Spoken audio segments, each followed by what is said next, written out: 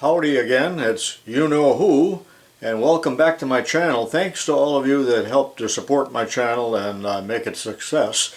And again, I'm taking a field trip to Bushnell, Illinois, and this is the second part where I visit the power plant. If you haven't seen the part where I go to the hammer factory, be sure and see that. I think you're going to like that. But you're going to like this one too, where I meet Craig Heath, who is the man at the power plant that first contacted me, and he will conduct the tour.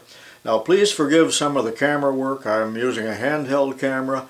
There are times when I'm too far from the camera as far as sound is concerned. There are other times where there are other distractions as far as noise and jerky camera, but I still think you're going to like this as we see some rather ancient technology with the old Fairbanks engines, as well as the much newer, more powerful EMD engines. So travel along with me, my friend Russ, and Craig Heath as we visit the municipal power plant in Bushnell, Illinois. And thanks for watching.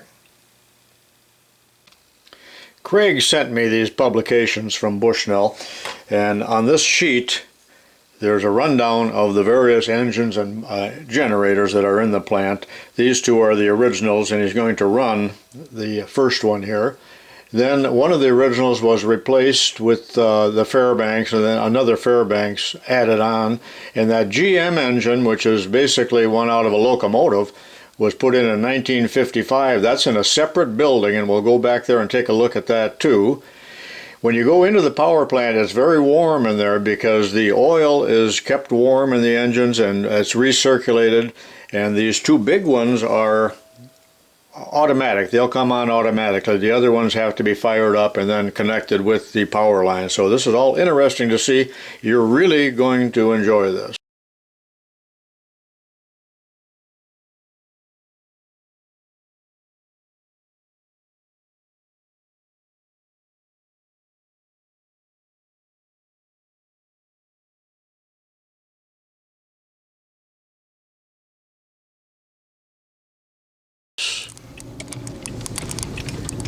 I didn't think I could get lost in this little town, but I think I know where it is now. I stopped and asked some directions.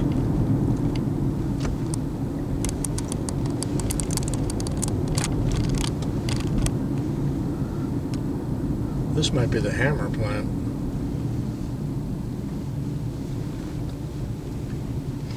Okay, this red building here is the hammer plant, but I want to go to the power plant first, which is, I know it's within a block.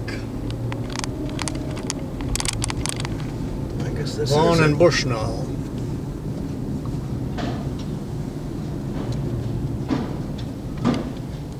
Here's the forge. There it is. See the smokestacks? Let's see where to park here. Bushnell Power and Light.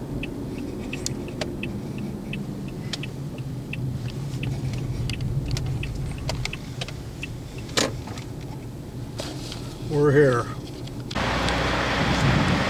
Here we are.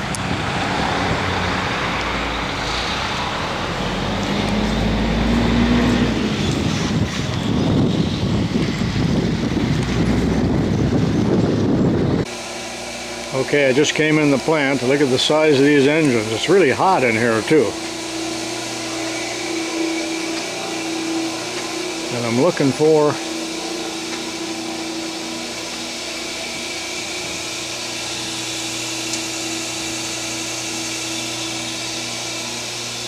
see anybody in there?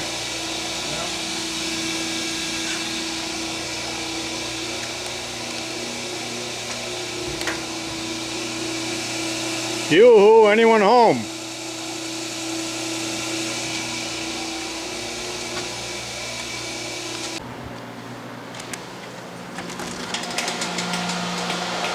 Anyone here? Hey, Craig. Anyone home? somebody answered.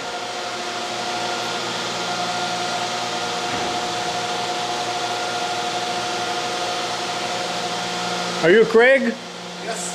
Howdy, Craig. That's Lyle. I knew it. And this is my friend Nice to meet you. Russ Myers, and he was the auto teacher. Do you mind being on camera or not? Oh, as long as it doesn't go on the post office wall. Well, it won't, but glad to find you here. And you know, we got a little lost through town here. In Bushnell? These are the original Model 32 4-cylinder Fairbanks Morse engines. And we're back at the power plant, by the way. The generator, and then this is the DC generator to excite the fields. Okay. I like that brass plaque on there. And what is the cylinder diameter? It's 14.5 by 17-inch stroke. 14.5 by 17-inch stroke. And there are two of these, and these were put in 1940, I believe. Is that right? Yes. Now, to start, you use compressed air or? Compressed air into the Compressed air starters. And you can turn them over with these holes. That's what you have to do to spot them to get them back in the starting position. Okay. So they're just past. And those are the bars to pry them. Are these 2-cycle? Yes. These are 2-cycle diesels.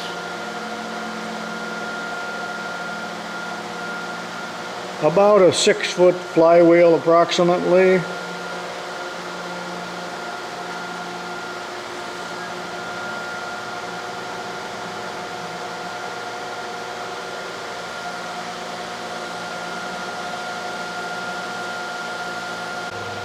Since these are air starters, or I should say compressed air is used to start them, put right into the cylinder.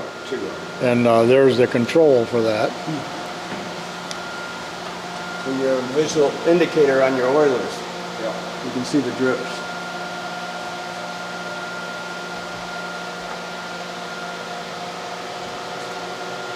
This is the governor? Yes. Okay, because I'm going to do a video on governors. Yeah, I got a wonderful book on woodwork governors off YouTube a while back. Danley, Rick Danley worked there Oh, really? years ago.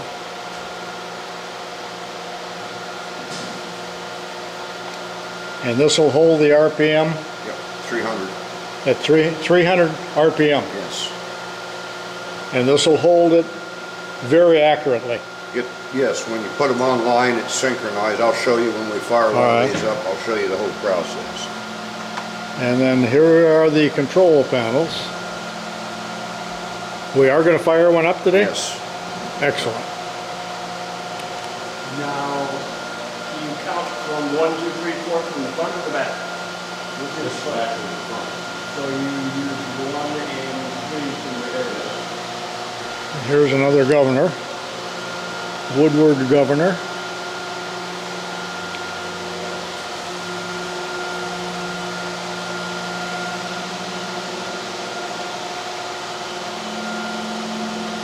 This is the control panel for these engines. Yes. Here's a 12-cylinder Fairbanks Morse, and these were put in 1960? 63 through 65, basically.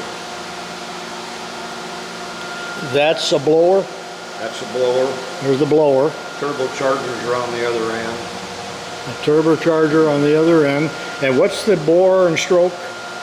These are 8 1/8 inch All right. diameter. In fact, there's one of the pistons sitting right there. Oh, good. And here's a piston. Used as a door stop. Yep.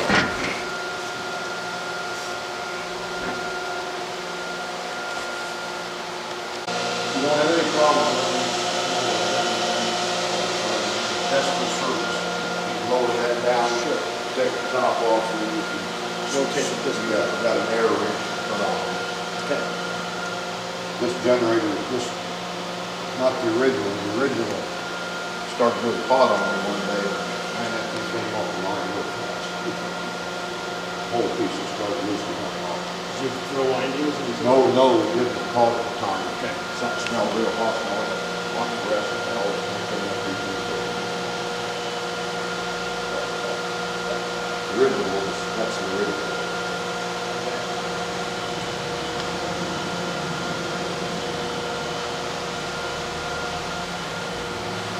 Very awesome.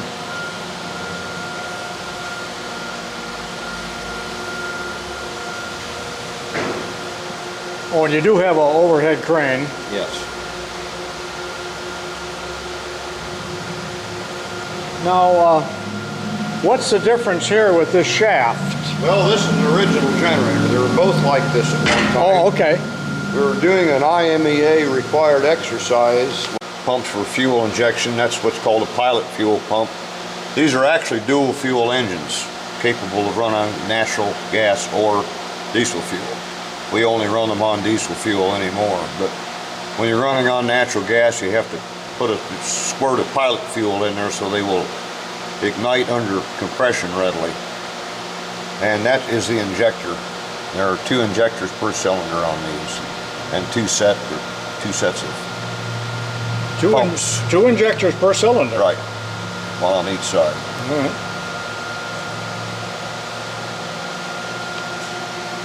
These systems here will hold about 450 gallons of lube oil. And that's the oil filter. Yeah. And that, when those filters are dry, they will soak up an entire barrel of oil, just the filters by themselves. Really? This is a Thompson DC meter, General Electric. A lot of brass there. And this is one of Keith's personal meters in his collection. This is the switchgear panels. These down here are for the substation breakers. 69,000 incoming down to 2,441.60. These we put in ourselves. Those I build all myself. Really?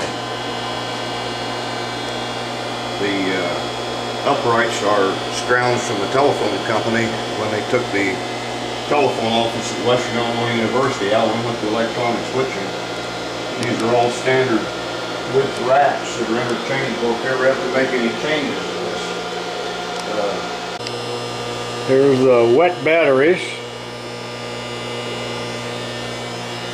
And this is how many volt system? That's 125. That's 120. That's 48 And that system is 48 for the switchgear control.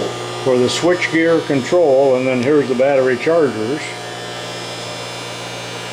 And the back of the switchgear. And this was all wired here in-house. And a beautifully neat wiring job it is.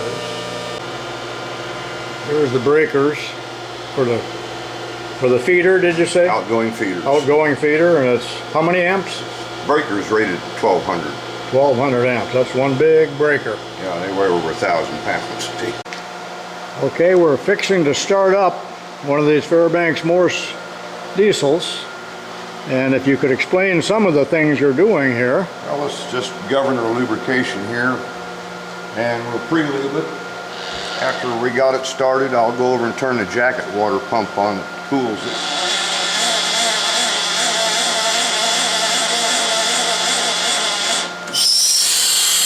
That's the air? Yes, starting air. Starting air.